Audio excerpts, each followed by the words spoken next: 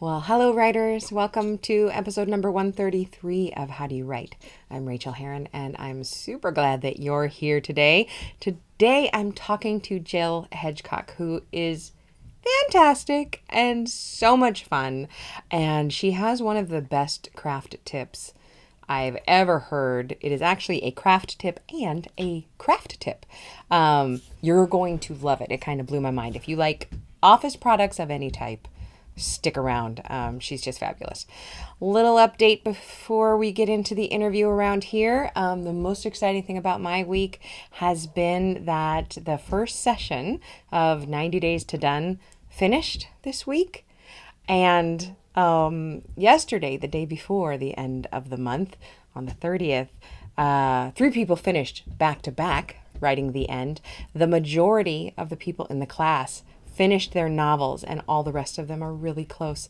And I am so proud of each and every one of them. And I tell you what, this has been one of those weeks where I cannot decide whether I love writing more or I love helping other people to become writers, to really step into their writerdom.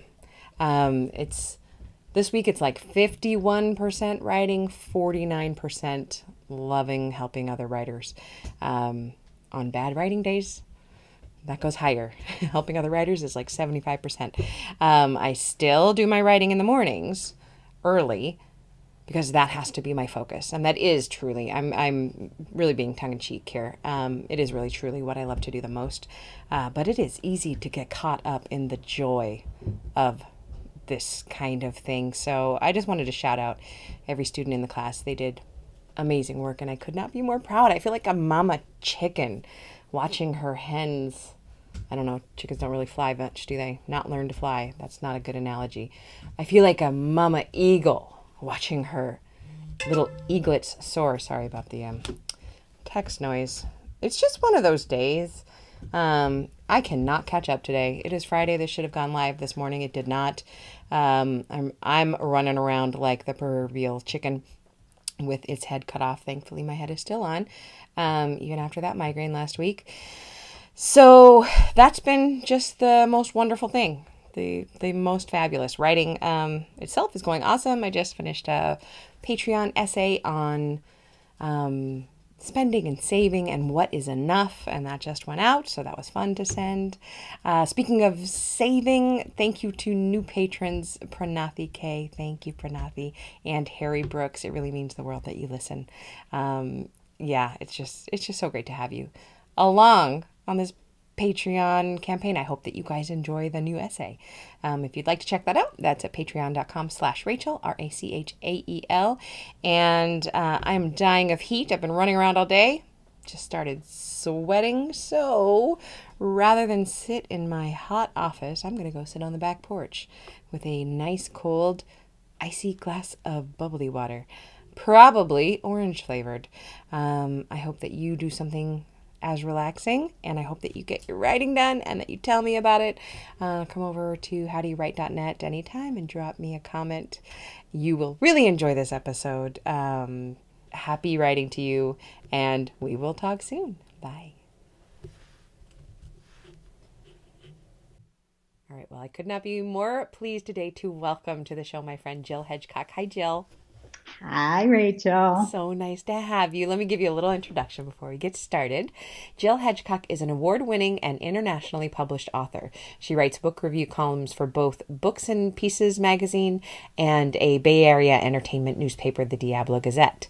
Her short stories, personal essays, and nonfiction pieces have appeared in multiple anthologies, newspapers, and magazines. Rhino in the Room, her debut novel, was published in September 2018, and her second novel, Between Shadows' Eyes, will be released later this year. Welcome.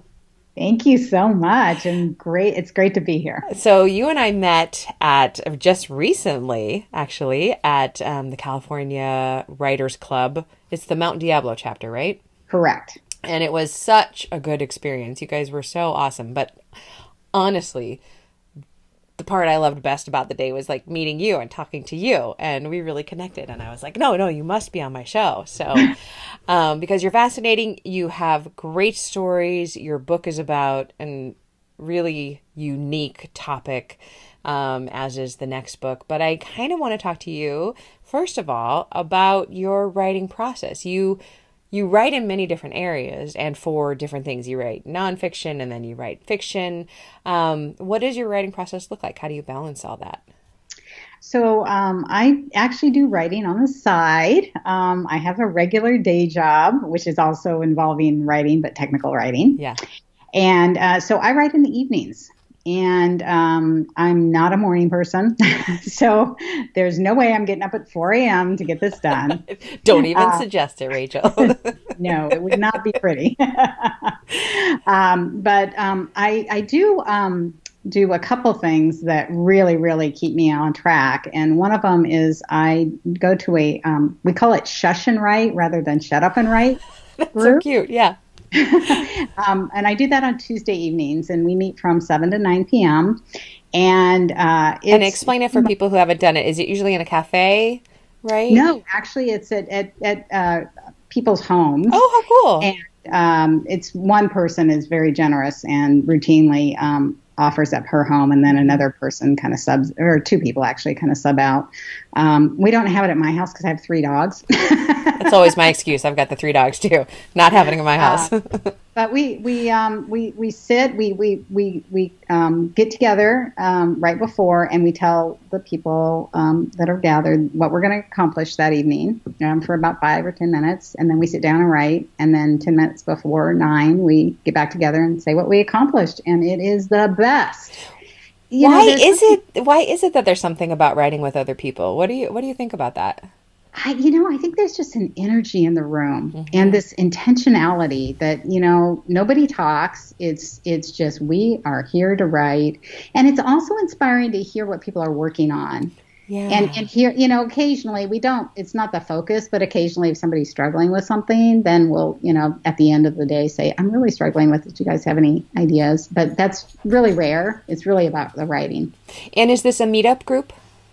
No, we actually got together because of California Writers Club. Oh, perfect. So you had because I'm always thinking and talking about community and how we make that and find that. So the California Writers Club is amazing. Do you know if it's extended into other states, or is it just something that we have?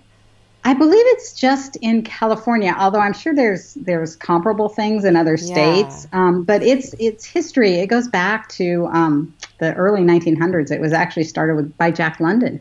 I knew that. Yeah. Yeah. So it's got this storied history, and it's just expanded all over the state. And even since I've been involved, more chapters have opened up, like Napa's a new one.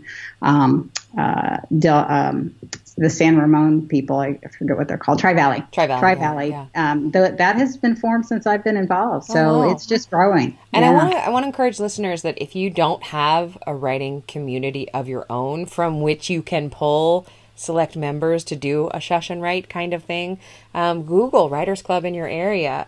Another thing you can do is go to the meetup.org site and see if there are any writing groups like that. There is one that's popularly called Shut Up and Write, where people meet in a cafe and write for a couple hours alone. And it is magic. And and the reason I'm stressing it is that I doubted it for a long time. I thought I could never write with other people around me. And instead, I can usually write faster and better. Yeah. No, I 100%. And you don't have, but the way that we are organized, where we meet in somebody's house, you don't have the cafe distractions. Yeah. Really is, you could hear a pin drop. Well, actually, you can hear the type, people typing, and Isn't that musical? I think that's a wonderful thing to hear. Yeah. All those fingers. And some people actually handwrite on tablets. I have been really curious about that. Do they then translate? Does the tablet translate it into text? No, I mean they're handwriting on a pen and paper. Oh, I went to new tablet. You mean old tablet?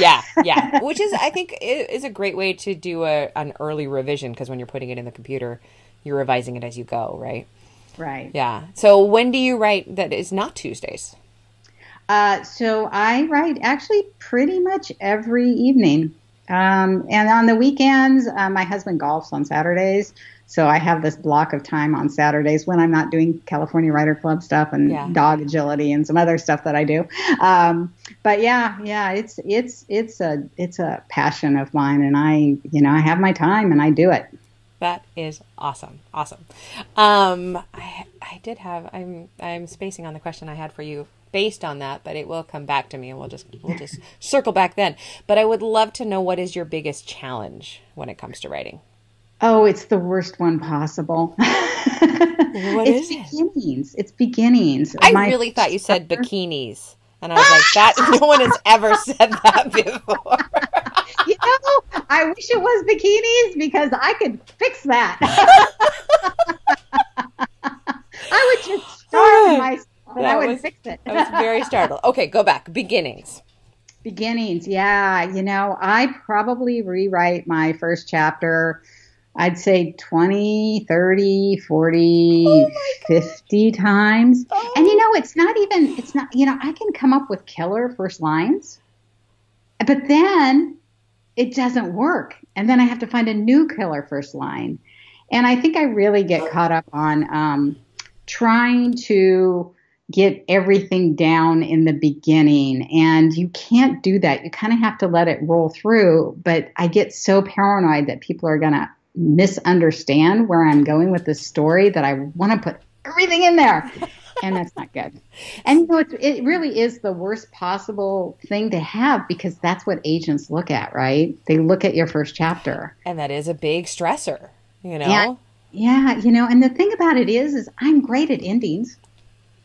You know, even chapter endings, they just flow. I mean, I have no problem with that. And I think it's so unfair because, you know, what often kills a good book is the ending, right? Yeah. It's with the ending. Have you ever thought about starting like on chapter 2 and just go back to chapter 1? Well, yeah. Later? Sometimes my first chapter becomes, you know, incorporated into other areas. I find that often. Yeah. Yeah. Because we do try to do sometimes too much with that first chapter. Yeah. But then, you know, you've set so much up in the first chapter that chapter 2 then doesn't make sense, and then chapter 2 becomes a rewrite. And on and on and on. Exactly. Yeah. What is your favorite part of writing? What's the part that brings you the most joy? Oh, it's not editing. I know that's not what you like. That's what I love. Honestly, the end. That's a great thing to love. Those magical words. I'm leading a class right now that is ending tomorrow, and I had three of my students write the end on their 90,000 word novels back to back in a row today. Just 1, 2, 3, and they were all. So I got to like have this vicarious thrill of watching them say the end. Sorry about my dog. Yeah, that's wonderful. So, that is wonderful. Can you share a craft tip? And this is a loaded question because you have one of the best craft tips I've ever heard. So people listen up. Okay. So this is, my craft tip is called a Muse board, and it's something that I invented. And the history of it is actually kind of interesting. It's not one of the, my book is that I invented it for isn't out in the world yet. But basically what I was struggling with is I was writing a book about Peru, and my character was going from the Amazon rainforest and going down the Amazon River to get to this desert part of Peru. And the river changes colors over the course of the journey. And I wanted to get the timing right too. And so I was like, I need a map. And then because it's set in like 400 BC, I had like pottery and all these unique things that I wanted to make the details right. Mm-hmm. And so that was kind of going on in my writing process. And I also went to a conference where a children's writer was talking about her process, and she creates a book Bible for her writing, which basically was a binder with just tons of images because she's, does illustrations. And her binder was like this. It was like that, right? And I looked at that and I went, that would never work for me. I would spend all my time flipping through pages. Right. So I needed something visual that would give me the details that I needed. So all I had to do was look up from my computer. And lo and behold, my kids were out of college, but they had these old science projects on these trifolds. And it was like, that's what I need. So and describe that for a reader who can't visualize what the trifold is. So trifold is basically, well, let me show you. So some people will be listening audio, so Oh, I think I okay. called them So readers, trifold listeners. is basically what, kids do. It's a cardboard that folds in on itself on two sides. And it's big. It's several feet It's high. big. Yeah. And So it really is designed for kids' science projects, right? It's a display board, and you can get them in Office Max, Office Depot, those kind of places. They're not hard to find at all. And the other brilliant thing about the trifolds is that, your story should have a beginning, a middle, and of an end, and be like 25% beginning, 50% middle, and 25% end, right? That's your story arc.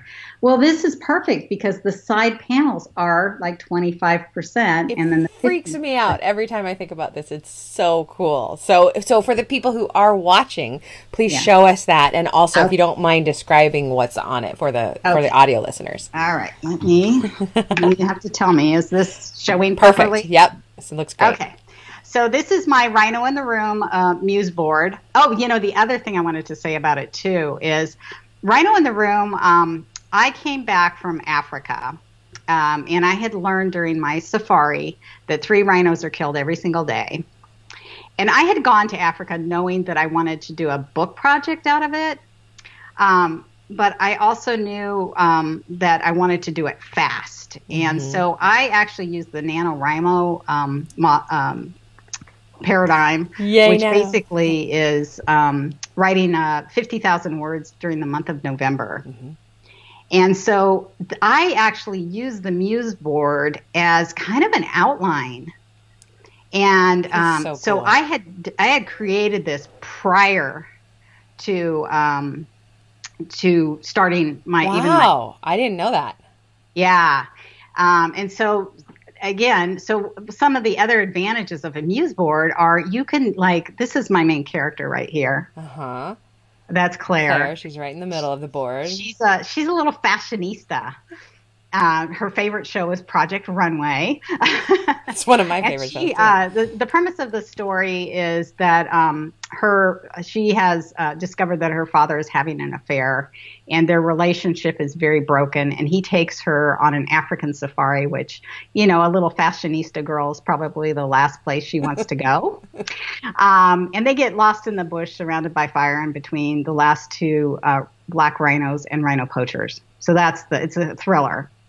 But I wanted her to start to love Africa. And so one of the things that I did was, you can see right here, if you can see that, from the giraffe, she's inspired, and she's going to make, handbags and design shoes based on the modeling of the giraffe. I love that. Yeah. And what are the colors? So you have all these images that are printed on colored cardstock behind them. So Claire is on pink, and I see a water buffalo. Is that what it is? On green. What do those colors symbolize?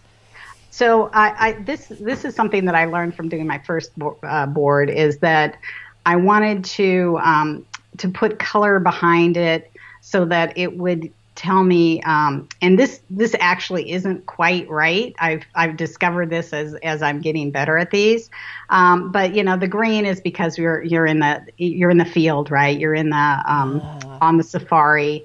The pink is sort of to soften Claire and to remind me that she's kind of a girly girl, and she's out of her element. And then red, you see it. I was starting to learn. Lots of red on the final act.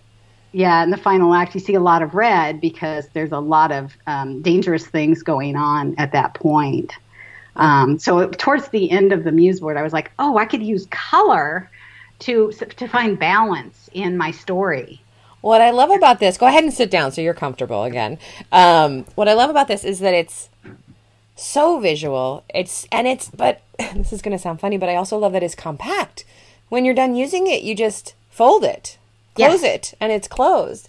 But I have some questions for you. So doing the Muse board like this implies that you had an outline already for the book. Did you have that made up? I did not have an outline in words. So you did you actually outlined in pictures?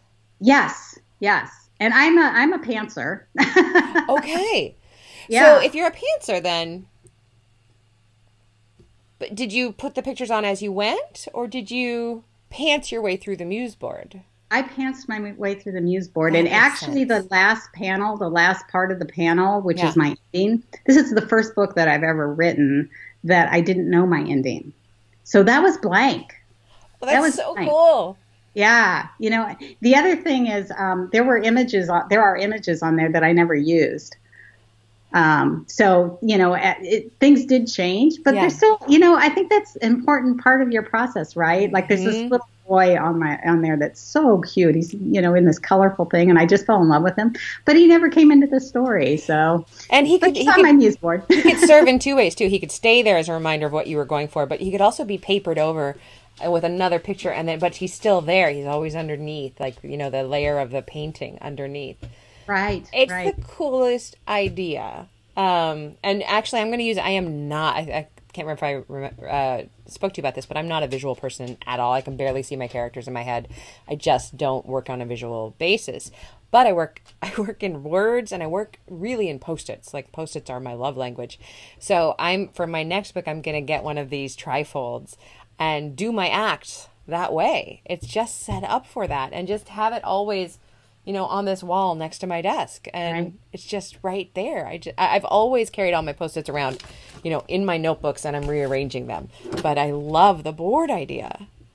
Well, the other thing that I have found, and I did not do this with this in mind at all, but it is a great marketing tool. I love this. Tell us about this. So I went to pitch doing a book signing at a local bookstore, and I brought it in with me, and they were so excited about it. They said, "Can you leave this with us until your book signing?" Because it was just a few days away, and I like, sure. It was up on top of a bookcase with my book. I mean, people are kind of like, "What's that?" I mean, And talk what about an attention grabber. You don't see that in a bookstore. I would want to know what the heck that was. And then when you find out that's actually the author's property, that is what she based a book around. Was it with her while she wrote this book that's right here on the shelf? That's super exciting. Yeah. And not only that, so like when I've done speaking engagements, I set it up on a side table, and before the talk is happening, people are walking over there to check it out. I put my book right next to it. They pick up the book. Exactly. I mean, it's like I didn't plan this, but it's like brilliant. It's visual and tactile and all of those things. And it's a conversation starter, Yes. which sometimes a single person selling a book is a conversation stopper. People Yes. people pretend I never saw that person, and they walk the other direction. Yeah. But with that, they have something to talk about, and you have something to talk about too. Yeah. I I love it. It's so brilliant, Jill. I love it so much. I was so excited for you to share that. Thank you. You're going to go down in history as the inventor of this.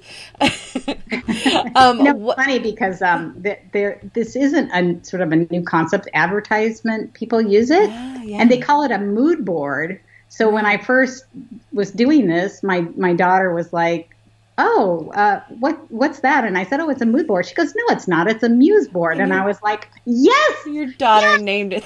That's so great. The Muse board. I need one. I absolutely need one, but I'll have to hire somebody to do the pictures. Everybody needs one. Yes. I really believe that. Yes. I mean, it makes you a better writer. How many times have you gone, "What color is my character's eyes?" I flip pages to where I last said it, but you just have to glance over. Yeah. People, when you use this, come over to howdowywrite.net and leave us a comment, because we want to know. We want to know how this is spreading in the world. I want to know too. Exactly. I talk to everybody about this. I think it's the best time saver I've ever come up with. Oh, and it's so pretty too. It's so pretty and inspiring. It's inspiring. I know.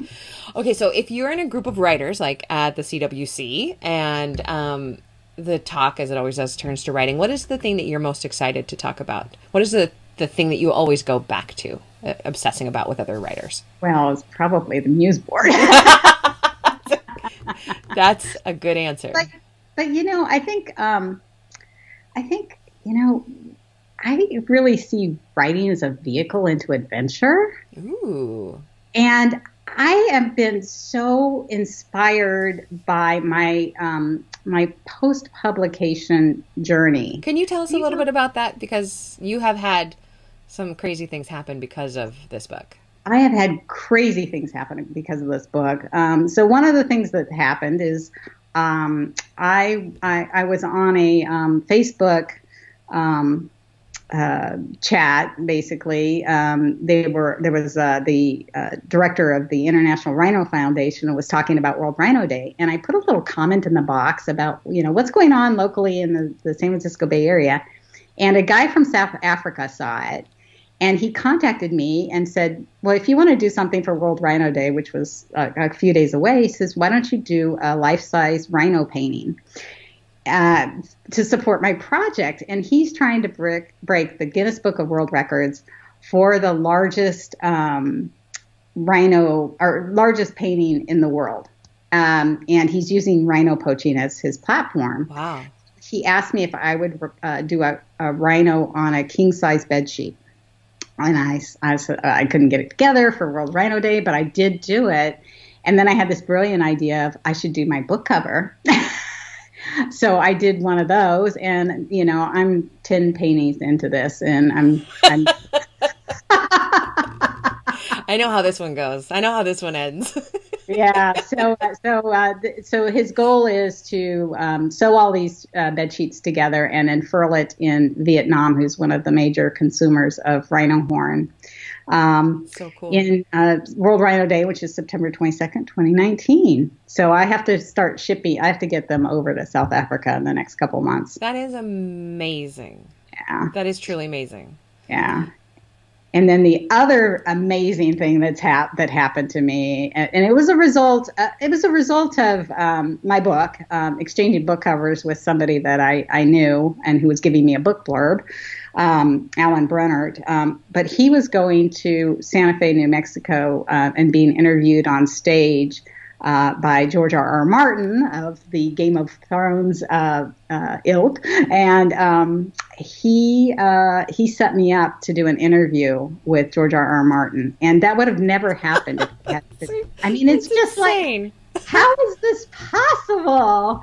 It was just like the most amazing thing, and I just really feel like writing, it's a vehicle into adventure. I mean, not only in your brain and not only in the plot, but in actual real life too. Yes. I write the novels, but I also write for an entertainment newspaper. And because of that, I've gotten to interview Tony La Russa. And I got to interview women on at the Women's March and talk about something that's so moving, because that was around the cusp of the Me Too movement. It was just starting out. Mm-hmm. And the intimacy when you interview people, I mean, if I was not a writer, I would not have that experience. Oh, isn't that true? I think I take that for granted. Yeah. That people tell me their deep, dark secrets, but I guess people don't usually do that. No, they don't. Yeah. I mean, I'm standing in a park and I'm, saying, why are you here? And the next thing I know, this woman is tearing up and telling me about her experience. Oh my gosh. It was just like the most amazing moment. And that would have never happened. It's a gift. It really is a gift to interview people. And Tony La Russa was telling me, he's just acknowledging his wife for starting the Animal Rescue Foundation. And it's like, here's this guy that loves his wife, it's you get to experience that. It's amazing. The writing life is a pretty good life. It's a great life. It's a great life. I highly recommend it. And I really love how much joy you get out of it. I think that's what immediately drew me to you, is that you just beam with this, and you're having so much fun with this. And I love, love, love seeing that. So, yeah. And it's definitely been a hard road, Yeah, it's not easy. It's not easy, but I wouldn't trade it for the world. So cool. Thank you. On a slow shift, what's the best book that you've read recently that you would want to tell us about? So, I actually have I'll show you. Excellent. I have right here. It's actually Daughter of Malachi. Uh-huh. And by Alan, what's his name? Alan Brennert. Okay. Oh, that's who you were just talking about. Yeah. Yeah. I mean, that's why he was going to see George R.R. Martin, was for this book. But the thing that I love about it is it's historical fiction, which is one of my favorite genres. And it's set in California during World War II when, the Japanese were getting forced into internment camps. And I knew about that happening like in Seattle because of snow falling on cedars and, other things. But it was happening in my own backyard. At Manzanar, just like a short drive from here. I only learned about it a couple years ago. Yeah, so that's in this book. Oh, how cool. How awesome.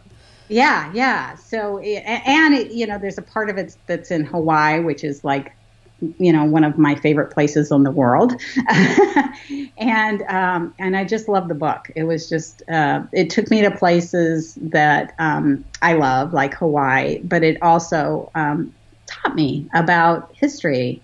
And I love that. I love learning about things from fiction books. I mean, entertainment through education, That's wonderful. Thank you for that. I'm going to put that on my list. And it has a gorgeous cover as well. I know. Just like your book. Speaking of your book, will you tell readers about your book that's out right now, where they can find you and where they can find it? Okay. So Rhino in the Room is on Amazon. So that's probably the best place to get it. You can contact me at www.jillhedgecock.com. I'm also on Instagram and Twitter. So I'm out there in social media. You just have to, and I'm lucky I have a really unique name. So it's easy to find me. Yeah, even though Skype said you didn't exist, and then when you contacted me on Skype, it's the same thing I put in, but Skype is so fractious sometimes. Well, we found each other. That's the exactly. Jill, thank you so very much for being on the show today. It has been a treat to talk to you, and I'm so glad that we have met and that we are in each other's community of writers now. And it was wonderful to meet you, and I'm so happy. And thank you for having me. You're very welcome, and we'll talk very soon. Okay, sounds good. Bye. Bye-bye.